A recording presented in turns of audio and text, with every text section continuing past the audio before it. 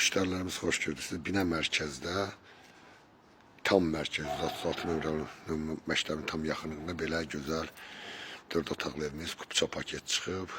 Evimizin bütün əşyalar, hər bir şeyi qoyulub təhvil veriləcək. Kombisdə kimi təhvil verilir. Evin hər bir tərəfinə giriş çıxışı, padvala giriş çıxışı. İnşallah keçən evimizin içərisinə.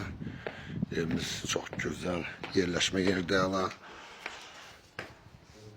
Evimizdə çox gözəl işgör, tam qapılarına, aboyuna kimi tam təhvil qoyulub veriləcək. Çox böyük, gözəl evdir.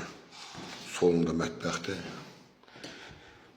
Sağında qonaq otağıdır. Maşallah böyükdür otaqlarda. Sanitar sanuzerdir. Aksesuarlarına kimi hər bir şey qoyulub gördüğünüz kimi. Evimiz kupça paket, Bina mərkəzdədir.